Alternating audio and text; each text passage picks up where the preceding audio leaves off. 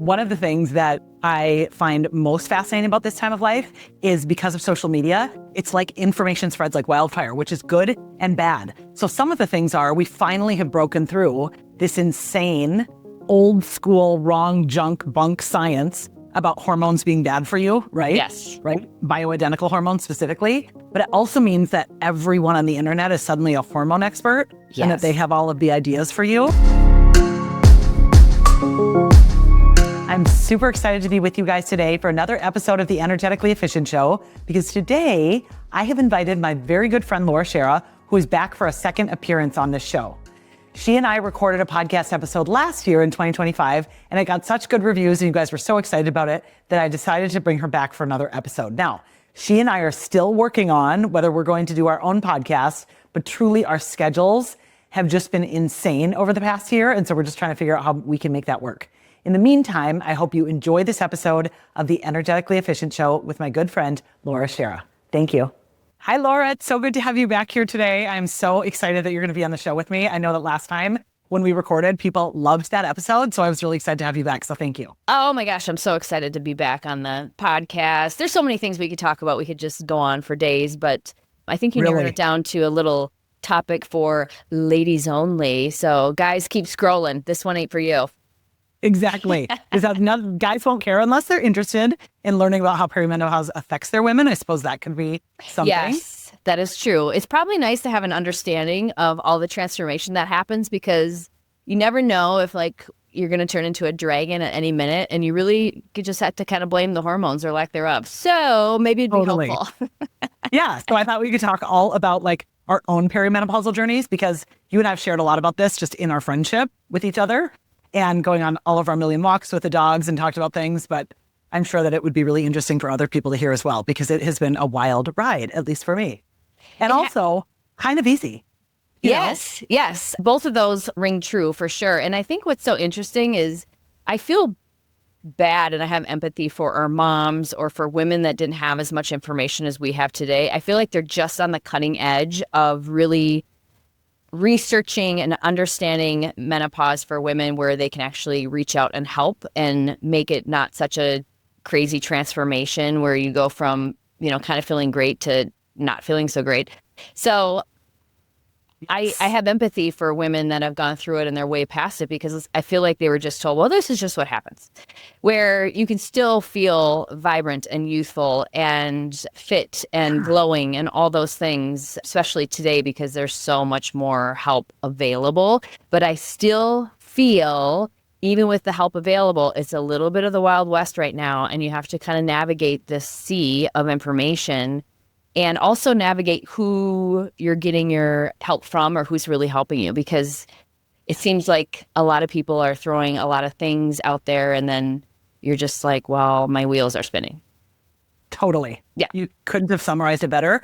One of the things that I find most fascinating about this time of life is because of social media, it's like information spreads like wildfire, which is good and bad. So some of the things are, we finally have broken through this insane, old school, wrong junk bunk science about hormones being bad for you, right? Yes. Right? Bioidentical hormones specifically, and how the Women's Health Initiative was such a disastrous study, and how they didn't even study women who were actually in perimenopause. It was all 60, 65, 70-year-old plus obese smokers, basically, is the gist of it. And then they gave them not bioidentical hormone therapy, but actually chemical hormones. They were synthetic. So I just feel so lucky that that's out there. But it also means that everyone on the internet is suddenly a hormone expert and that they have all of the ideas for you. And so I usually tell people, I obviously teach my clients about hormones because of everything that I've studied, but I also make sure that they're also working with a practitioner who can get them for them, because I'm not able to prescribe bioidentical hormones. I don't even know if hormones necessarily are the perfect thing for them, but I say, here's the questions to ask your provider.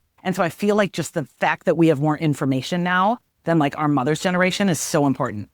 So true. And one thing I feel like I've shared with my friends is many times when you go to your OBGYN or whatever, they are not necessarily have all the latest and greatest in research, and because they don't have time to do all that. So a lot of this is new territory. And many times I've found that people, even if they're working with somebody who is doing hormones as a nurse practitioner, what have you, but they just pull a blood draw and that's it. And that, from my learning, and I actually was going to the wrong person, and I had learned through my own journey of navigating bioidentical hormones, is I went to someone who I felt was great at the time, but then I kind of learned it was still a little bit of the Wild West. And it was just like, hey, do a dose of this, a little bit of this, a little bit of that. And it was like given to me on a Post-it note. And all of a sudden, like, this is not working. I don't feel great. So I changed practitioners, and I really realized that you have to find someone that studies hormones, and this is what they do. And it's almost the only thing they do. And if you're going to someone that is only pulling a blood draw, which is a single moment in time, that is not the full picture, get what is called the Dutch test. You and I are such fans of the Dutch Plus. I can't even stand it. I love it. Which allows you to see a greater window of what your hormones are doing all day long and how they're processing through the pathways of your body. So are you, there it is. Yeah. There she is. So I always do the Dutch Plus because it gives you additional info. But I do this every November, and here we are in January. Oops, and I haven't done it yet because, of course, it came right before the holidays, and under the holidays. So I have to put this on my calendar because people, if you've not done one of these, this requires urine and saliva multiple times a day. And it's pretty easy to do. It's not hard. It is. You don't put those together. You put urine on the paper, and you put saliva in the little tube. But it's so much more accurate than blood tests. Because, for example, if you take your testosterone on a blood test, it can be a wildly different number even 12 hours later. So it's really good to see what it is on there. So yes, 100%. And it shows you how your body processes it. So if you are concerned about estrogen, it shows you the pathway, which is either the good pathway or the bad pathway, on how your body processes everything. So that was a huge help. And then once you kind of get all that going, you do still have to invest in yourself. I think it's one of the best investments by hiring a practitioner to help you with this, because from my understanding, insurance, regular, visits to OBGYNs and things like that don't do all this testing. So it is an investment in yourself. I think it's a great investment in yourself to be able to stay youthful and feeling good. Most importantly is how you feel. So you do have to continue to do the Dutch test, which is great. Twice a year, I do it. Yeah. So I do it once a year, but I do think twice a year is also great. I do it once a year just so I can make sure that all of my dosage is right, that my pathways are working correctly. Of course, as you know, I cleanse every quarter. So I feel like if there's ever any excess estrogen, which I've never had in my life, I have low everything all the time. Part of because I was so cortisol spiking for so many years. And so I've had to do the Dutch Plus to say, oh my God, my hormones are so embarrassingly low that I needed to get on hormones. So I don't know when your journey started, but for me, I finally decided to start hormones in the spring of 2024. And if I'm really honest, it was kind of that year leading up to it where I was like, okay, stuff feels like it's changing a little bit. My biggest tells were I had a way increased appetite. So I knew something was going on with my leptin signaling, which is your leptin is like, I'm full. And estrogen can affect your leptin signaling. So I knew that something was happening there. And then I would say the other big thing is, I wanted to ask you this. Did you ever have the ear itching? No. Did you have that? No. Oh. How is that related? Okay. I'm so confused. Okay.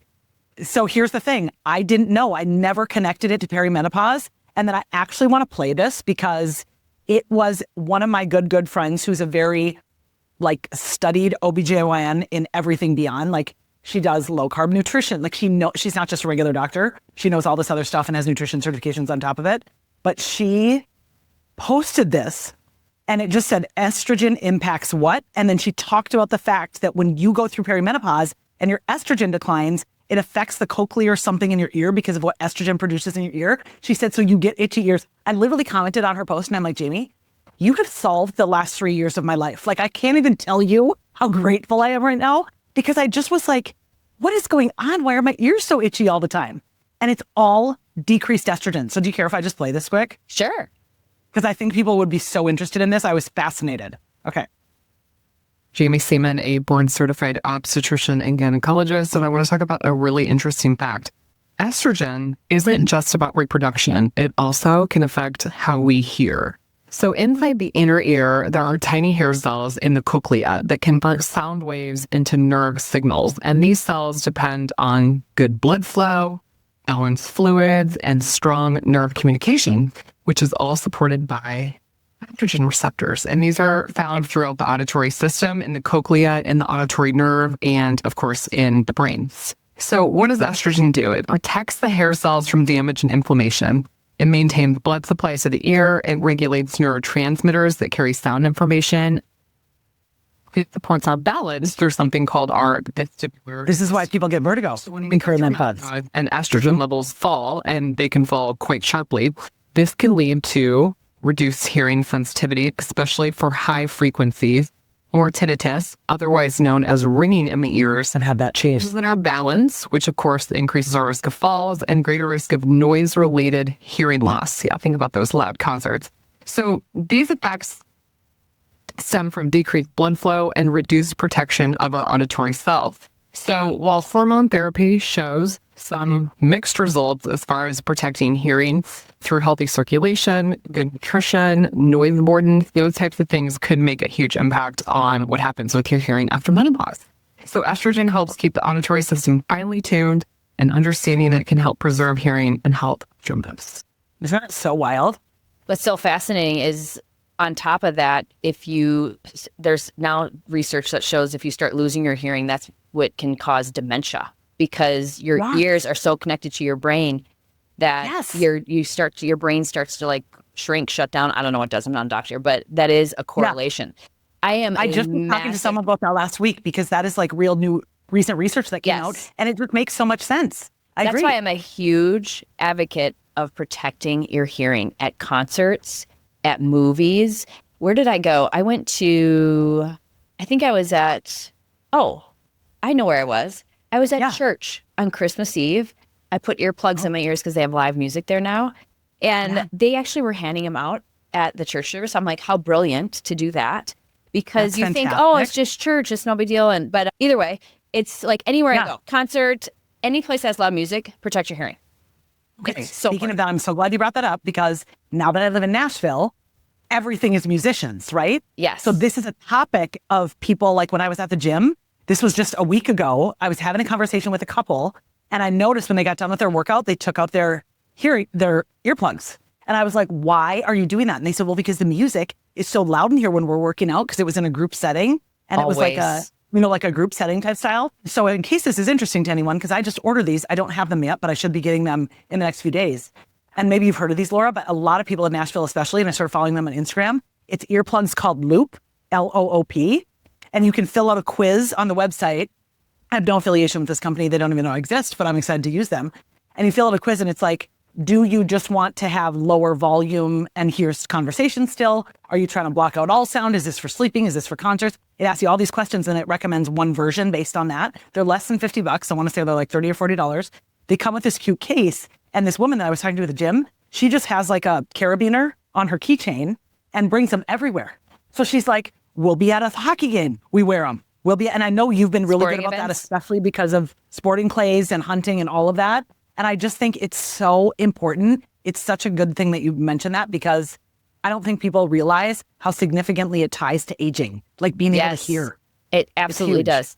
I ordered custom hearing protection for concerts, and it's by a company called Sound Gear. I have no affiliation either, but I do use their hearing protection for hunting, but they also have ones that are for concerts. So it allows you to hear the music, and you can actually hear someone talking next to you, but it blocks out all the damaging background noise. And because they're custom, they obviously fit your ear perfect. I bring those with me. I'm just going to make a note of this, because I'll put these links down underneath this episode. So you said Sound Gear, and I said Loop, just as like ones people can try. Yeah. Okay. Were there any sort of unusual things that you noticed, or when you started perimenopause, that was like?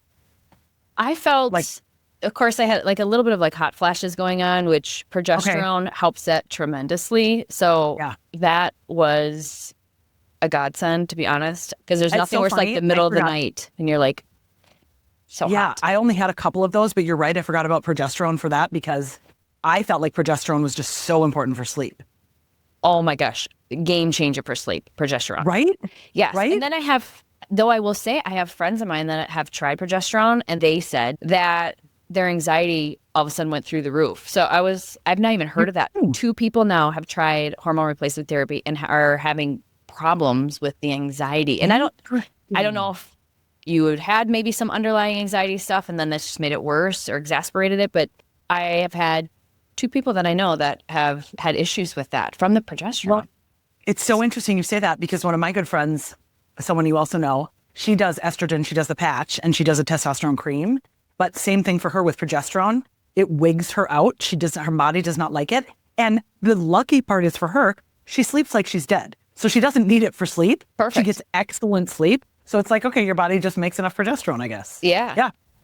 So anyway, that's the thing with this is there's no, like, every person is so individualized. Yes. So you have to be willing to trial and error it and actually know, like, I'm frustrated because this is off now or whatever. It's okay.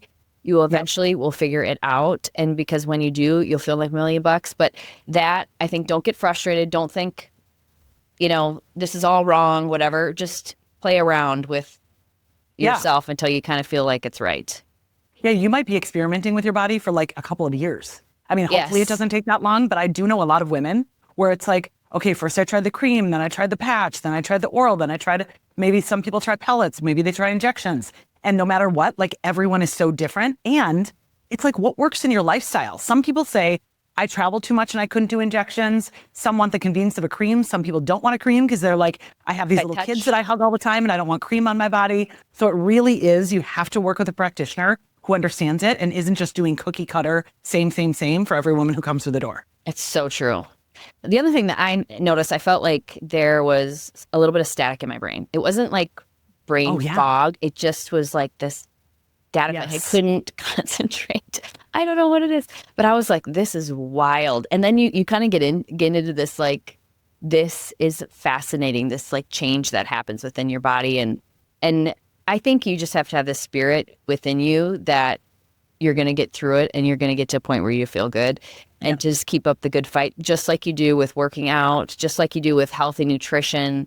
You may have a setback here or there, but you keep going and you don't quit. And that's what I was going to say for you and I, like, how easy our transition was, relatively speaking, because we're already so healthy, because we keep ourselves lean, because we actually work out regularly. I mean, for people who don't do that, perimenopause can be disastrous of a time of life because you don't have the foundation already. So you might be having a huge blood sugar roller coaster every day. And then as we get into perimenopause, we become more insulin resistant. And then if you're already not strength training and you're not eating a well-formulated, whole food, nutritious diet, it can just make everything so much worse. So I just love that we at least figured out that part early so that our transition hasn't been that bad. For sure. I think the insulin resistance thing is very real, and it doesn't matter. Everybody's going to have a little bit of that no matter what. But that is why, once again, it's so important to keep that muscle mass on your body, because that is the glucose sink. All that glucose gets eaten up by that muscle. And it's a glucose sink. And I always say it's like a sponge. Yeah. It's just like your muscles are like, when they get glucose, they just want it and they're so happy to have it. So it's so important. I feel like also, when we were talking about the blood work, that's another thing. If you just go to a regular Western medicine OBGYN who's not specifically trained in hormone therapy, who doesn't have any functional background, who doesn't use the Dutch Plus, those kinds of things, doesn't even know what sort of blood work markers to look for. So I always say that blood work is so important, especially to get markers that matter for your hormones, like getting your insulin. I get my insulin every year. And most people are like, okay, well, what's a good insulin number? Your fasting insulin should actually be under 5. And most people have insulin creeping up. And all of a sudden they're like, oh, well, you're pre-diabetic, you have type 2 diabetes, and now we need to put you on metformin. And oh, by the way, your cholesterol's too high, and now we need to give you a statin. It's like, I've been coming in here every year for blood work. Why weren't we talking about this 10 years ago? And doctors just aren't trained in prevention. It's like, wait till the patient gets sick, and then we give them a prescription. I shouldn't say all doctors, most doctors, Yeah. It's so overwhelming, the medical field now too, because you are seeing so many people, every day, and man, the amount of issues each person has, it's and they're given like 6 minutes if they take insurance. They're given like 6 minutes to work with each patient, which is not enough time, obviously, which is why I just don't go that route, because I feel like it just isn't of value. Yeah. So I just feel lucky that I get to work with practitioners that can actually do lengthier meetings with me, For sure. But I just want to ask, because this is what I started. I take progesterone orally, so I take 100 micrograms, milligrams, whatever it is, dosage at night. And then my cream is a mix of estrogen and testosterone cream. And I know a lot of people do the patch. I just didn't want the patch because, I don't know, I felt like I get so sweaty, and I sauna, and I do cold plunge, and I sweat all the time at the gym. And I didn't think it would work for me, but I know a lot of women do that. So that's just the method that works for me now. Yes, I have the patch as well. I do find that Sometimes I'm having to put a waterproof Band-Aid over it to keep it in one spot. Sometimes it's fine, sometimes it's not. So there is that. The one thing that I remember I was going to say now, that regarding estrogen replacement therapy, where there's still some people that I feel like they're maybe a little nervous about that from old studies, but they're finding now that it actually reduces your chance of heart disease in women if you start it early. So that is another really incredible finding that I think what they were saying, and again, I've just read the research on it, but what they're saying is if you wait a really long time and don't do hormone replacement therapy and go deep into menopause, and then you're like 65, 70 and start the estrogen patch, there's something about, is it the plaque buildup can break off and then can cause problems at that point? Yeah, basically my understanding of the rule of thumb is if you're within a window of being 10 years out from menopause, if you stopped your period, you could get on hormone replacement therapy, obviously, individualized with your doctor. We're not medical providers, we know for sure. Yeah. But it was like, once you're past the 10-year mark, you shouldn't consider it, is kind of the rule that I've heard. Yeah. Obviously, every individual is different. You'd want to get all sorts of blood work. They'd want to look at all sorts of different markers. But as long as you're in that 10-year post-menopause window, apparently it still could be an option for you. Okay. So that's good to know. But I thought it was interesting that it actually is helping, because women are like the number one for cardiovascular risk, for heart attacks. Yeah, for heart attacks and heart disease. Of course. So, of course. Yeah. And the other thing that people don't realize is, even though testosterone is a controlled substance, it's been so vilified for so long, it actually protects against breast cancer. So in the right circumstance for certain women, it might be a good additional therapy in addition to estrogen and progesterone, or maybe in addition just to estrogen. But again, this is all stuff that people should talk about with their own provider and get that Dutch Plus so they can be seeing what their levels are. I remember when I had a functional medicine practitioner back in the Twin Cities, way before I ever went on hormone therapy, I got my Dutch Plus and she was like, okay, well, I'm just going to tell you that your profile is either one of two things. And I was in my early 40s at this time. And she said, either you're fully in menopause, which I was not at all. And she said, or you work out too much. And I was like, what? That happened to me. Same thing. It's bad. I destroyed my hormones by working out too much. Same. I was so mad at myself. And it's like, we should know better. But then again, not really. I didn't figure any of this out until later. Same. And that's why I would like spin my wheels. I would work out so many hours and then and then also like eat super clean and eat super healthy. And I just felt like I was spinning my wheels all the time with like body composition. And probably undereating. We were undereating too. 100%. You know? I mean, it was like, I would do chicken, a salad, and I'd put balsamic vinegar on it only. Yeah, of course. Because heaven forbid you put healthy fat. Roll down for you. So bad.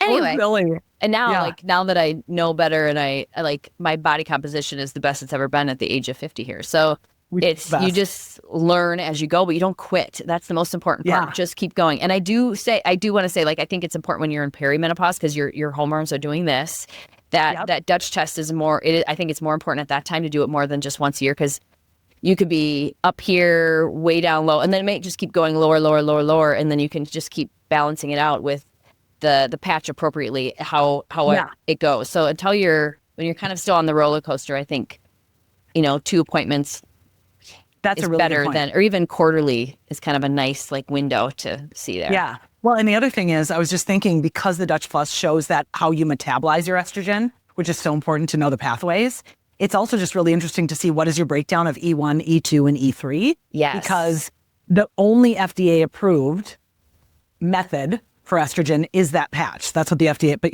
I don't really care about the FDA, which isn't really a surprise. That's just me. So I use a cream. And my biggest piece of research when I was doing all this research about hormone therapies, I said, do I want to do just the patch and just E2, or just an E2 cream? Or do I want to do E2 and E3 mixed? And depending on which practitioner you ask, you're going to get wildly different answers. Don't ever put E3 with your E2. E2 only. Oh my God, don't ever take E2 without E3. And I just thought, I've got to sort this out for myself and figure out like what resonates with me the most. And I thought, no matter what I do, I'll just do an experiment and then I'll do another Dutch Plus 6 months later and just see. So I chose to do the E2, E3 combo with a cream. And then lo and behold, after several months on it, my E3 was going up too quickly. My metabolism of estrogen was still great, but my E3 was getting a little out of whack. I want to say that's estrone. That's because estradiol is E2. And I think it's estrone, estradiol, and estriol. I just can't remember. E3 is estriol. Yeah, okay, estriol. Estrone must be one. So estriol. So that was kind of getting out of whack. And so then we changed the formula so that it was less E3, more E2. And I also started taking DIM. I started taking Estrogen. But it's like, then you could get in this whole circle of like chasing things. And it's like, take this to tamp down this, but take this. And I was like, no. Let's just start over. Let's maybe go for just an E2 for a little bit and see what that does. So again, that whole process took over a year to figure all that out. It right? does. Another little beauty hack too, I think is a fun one, is this is why you have to get these tests done, but you can use E3 cream on your face as an anti-aging protocol. Because the estrogen, that type of estrogen actually helps your skin stay elastic and the density of it is really important. So there are companies. I'm using it right now. I am using it. And then you have to you can't bathe in it, right? They could just do just the amount. But there are, if you're working with a practitioner, they can get that for you. And then there is a company, no affiliation, but it's called Alloy. That they are doing, they'll send you the E3 cream just through a website, and it's so legal. Quick. It's FDA approved. It's not like it's anything sketch, but that's a company that's doing that. I'm using Quicksilver Scientific. So I do the Quicksilver Scientific Facial Beauty Serum, which has the estrogen in it. So I just use that one at night. And then I got the Quicksilver Scientific. It also has copper. So it's got the GHKCU, which I was taking as a peptide injecting for a while. But that particular peptide actually does better just topically. So it has estrogen and GHKCU for nighttime. And then my morning one is just GHKCU without the estrogen. So that I'm not putting too much estrogen all the time. Yes. And I do think people need to be wary of this, because if you're doing an estrogen cream and now you're putting it on your face and you're drinking out of plastic water bottles and you have all these like xenoestrogens in your body, you can really disrupt your estrogen balance, which is, again, why our plug for getting the Dutch Floss and testing regularly is such a wise recommendation, I think. So it's walk delicately through all of that, I guess, is for sure. What would you say, Laura, about, I feel like this is such an interesting topic because we've touched on this a little bit already, but whether or not it's possible to build muscle in perimenopause? 100%. Right? You can. Yes, 100%. Of course. Yes. There's that whole myth of like your metabolism slows down, all of that is actually not true.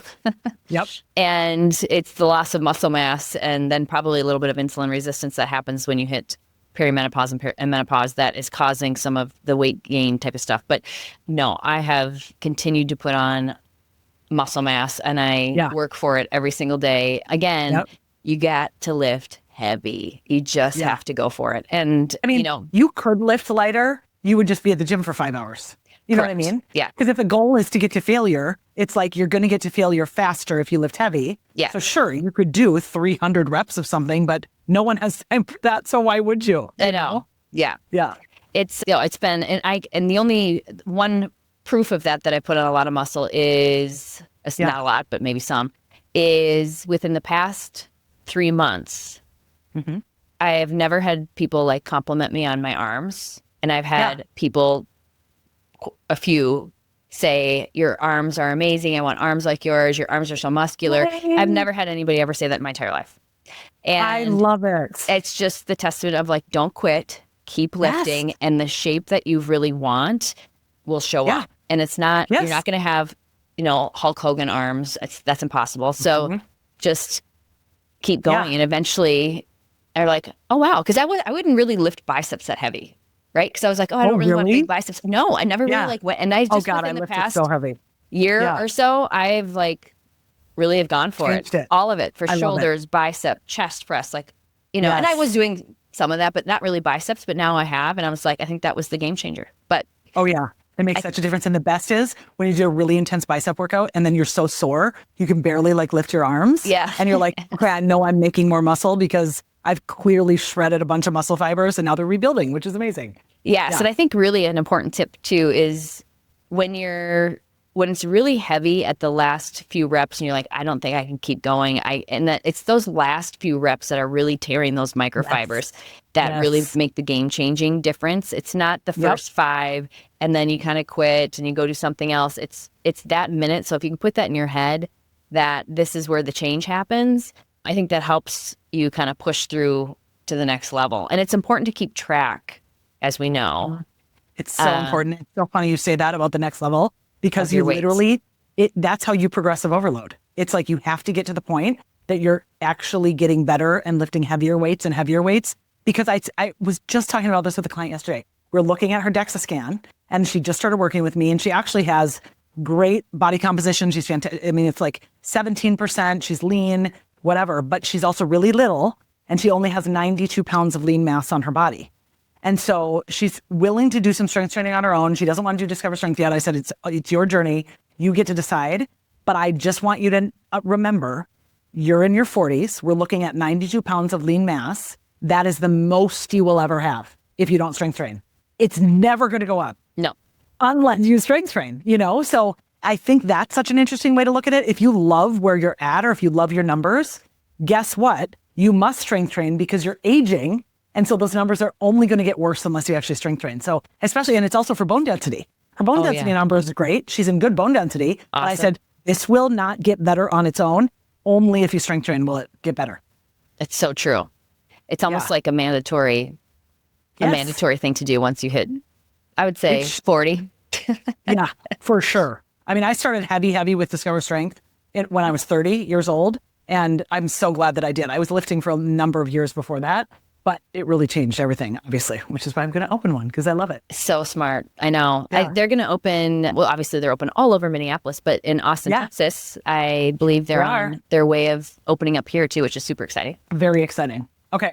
What else is coming up for you right now, just in terms of like life stuff or anything you want to share? We haven't talked since last year, and I just thought it would be fun to touch base. And what's in the big plan for 2026? Yeah. I always like to make sure I have one or two pretty big off the grid adventures in my year. So that I'm working on. I'm not quite sure where I'm going to go yet, but I have one idea in mind. And then just plugging away at, life. I'm now into the longevity biohacking world of Austin, Texas, where they have lots of places where you can go into a hyperbaric chamber, a red light therapy bed, which are high-powered beds, which are amazing.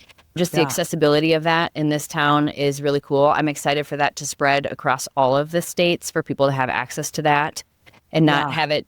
You really, there's a couple places in Minneapolis you kind of have to dig for them for the actual red light bed and things like that. But so just continuing that journey, still working on Minnesota Bound and doing outdoor television segments, and also didn't you guys just switch? Did you say you switched stations? Did I hear that? We did. We are now on KSTP, which Hubbard Broadcasting is locally owned. And of course, Minnesota Bound is locally owned by Ron Share Productions. So it's a good fit. And they have a lot of cross promotion opportunities for the show, which is wonderful. And also they have My Talk Radio and things like that. So it's a good place for Minnesota Bound to be, being in that it's a local show. Where's your next adventure with them? With Minnesota Bound? Yeah. I am filming a bunch of winter stories now. We just finished filming in Wabasha, so I was just in Minnesota. And people may or may not understand, a lot of my job is writing and podcasting, so I can do that from here in Texas and then also spend time in Minnesota filming. So in the summertime, I'm there all summer long. We have a place in Minnesota. And then in the wintertime... It's also a much better time to be there. Yes, exactly. Exactly. I love winter, like up until...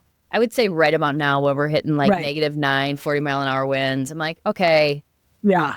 Down here in the South, you get an extra hour daylight in the winter. So it does make a difference. It does. Yes, like we get a full extra hour daylight.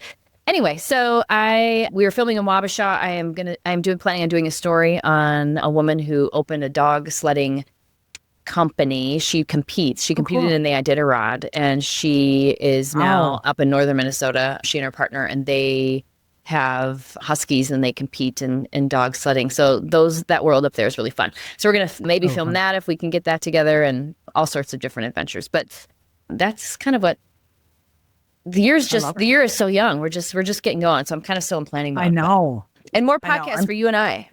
That's for sure happening. More podcasts. I did a little intro before you and I started recording and just said, you and I are still trying to figure out like our podcast. And I said, but if you put your calendar and my calendar on top of each other, it's like, when? I know. At 1 a.m? Like, so mad. I know. So even just trying to squeeze this in, which is like... It's a Friday night, by the way. Like, this is what we're doing. Friday night, date night. This is what we're doing on Friday night. But we wanted to see each other, and we'd be talking about all this stuff. We just thought, why don't we talk about it and record, which is so much fun. Yeah, totally. It's like our catch-up time. I love it. Okay, and then the one other thing I just want to ask you about, because you just celebrated this, so I want to hear about your celebration, because I have a 5-0 coming up this year. Yeah. And you celebrated yours. So what did you do what are all of the things that you did for yours? Because it was a lot, didn't you? I love doing small groups with small groups of people because I'm a little bit more of an introvert that way. So a big party was not appealing to me because that would feel overwhelming and you get like 2 seconds with each person. So I wanted to do small celebrations with people I adore and love. So I had more quality time. It's one of my love languages. Yeah. But Dan and we went to Paris for my 50th. So, I love it. It was so much fun, beautiful. The food's incredible. And then I also booked a pheasant hunting excursion in the countryside of France, which was a Did you highlight. Really?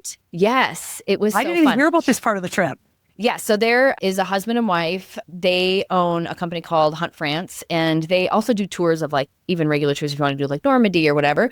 But they live in the city of Paris, but they have a manor that's been in their family, Philippe's family, for 200 years. And so it's on quite a few acres of land. But just to go out to the countryside in France is so beautiful to see the history and the old cobblestone walls. And so we did just a little bit of pheasant hunting at their property. And then his wife, Sarah, she was so lovely. She cooked us this most traditional French lunch. It was roasted lamb, roasted carrots. It was like so healthy. Fun. And we had lunch in their manor with the two of them. And it was just really a fun day. Dan came with me out there. And it was fun. They have a different species of pheasant. It's called the Reeves pheasant, and it's a golden pheasant and has a very long tail. And they live deep into the woods, so they're not out in like prairies or grasslands like the ringneck pheasant is in the United States. So I didn't have a chance to see one fly that day, but it was still. I saw one that was next to the manor, which you don't hunt those areas. Obviously, you hunt fairly when you're out in the field. So I got to see one up close. They're really cool. But they also partner with this old estate that was built in the 1900s that the husband and wife that owned it, they wanted to build their estate that was similar to Versailles. So it's like a mini Versailles. And they a company from the UK just bought it. So they want to do events there, but they still have hunting there. And the original owners in the early 1900s were huge hunters. So the amount of ducks and pheasants on this property is in the thousands. I mean, they're everywhere. And the manor was booked for the day. Yeah. So I didn't do that, which is smart because it's only me that was doing the pheasant hunting. So you want to do that in a group because they'll bring in a chef for lunch at the manor. And it's this beautiful, beautiful estate. I highly if you're into upland bird hunting, to do this experience. Yeah. It's 1 hour outside of Paris, if that. You can go out for the day, go back to your hotel. Yeah. Really cool. So it was fun. We had a great time. We did. We just walked and walked and walked and walked. I mean, I love what you do. So tell me what it's called, because of course I want to put links underneath the episode for everyone in case they're curious. So what is it called? The company's called Hunt France. I can send you the link, Chris. You said that. For sure. Okay. And it's perfect. It's absolutely beautiful to go spend the day in the countryside. Highly recommend it. Very cool. Yeah. And then I had some dinners with friends and things. Yeah. I've been saying that. It sounds really terrible, but I'm like, I kind of just want to go away by myself. I know that sounds so weird, but I'm kind of just like want to be deep in meditation and in some sort of portal somewhere on the earth. So I thought I really want to go back and listen to my locational astrology reading that I had, because there were certain places that she told me are extremely good for me to be able to be totally open and like download a lot of information. Nice. Like, that might be a really cool thing to do for my 50th, but I just don't know yet. I don't know. My birthday is at such a great time of the year because it's in the summer. August. So you really can do anything. Yeah. I know. Well, for sure we're celebrating. So figure out where that is. We'll have to do a joint thing, the two of us, to celebrate this big year, because it is a big year. I know it is. 50 and fabulous. That's what I'm going to call it. Exactly. That's what everybody calls 50, it. Fit, fabulous, all of it. And fun. Exactly. And fun. And that's perfect. 50, fit, fabulous, and fun. I love it. So it's funny because the friend of mine who's the OBGYN, whose Instagram reel that I played earlier, her name on Instagram is Dr. I'm going to shout her out here, obviously, but it's Dr. Fit and Fabulous, which is so funny. Oh my gosh, that's so funny. Yeah, she sounds very knowledgeable. She knows what she's talking about. She does. She's fantastic, which I just love. Yeah.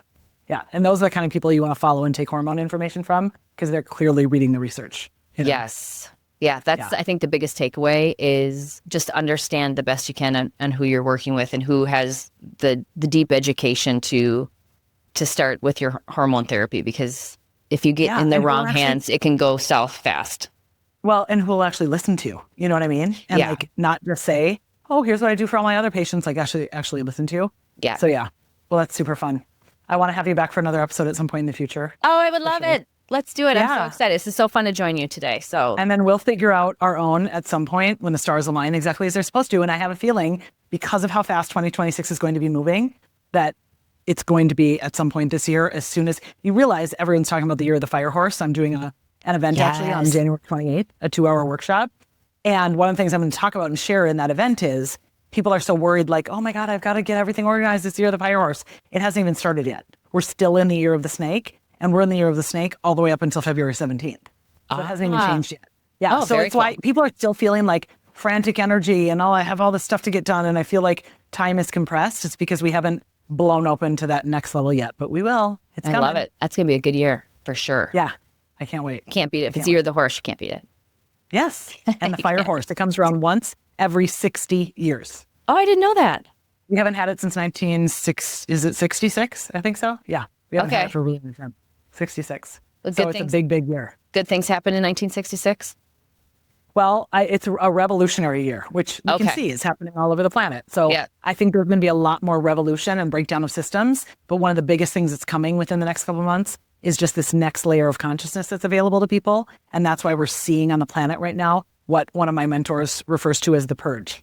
It's like purging of all this lower level garbage and vibration that has to come out. And it just looks crazy how it's coming out, but it has to in order to clear the way for the new consciousness. That's true. They say in order to heal, you have to break open the wound. So Yes, you do. I always Here say we it's the are. breakdown before the breakthrough. Breakdown before the breakthrough. that's so true.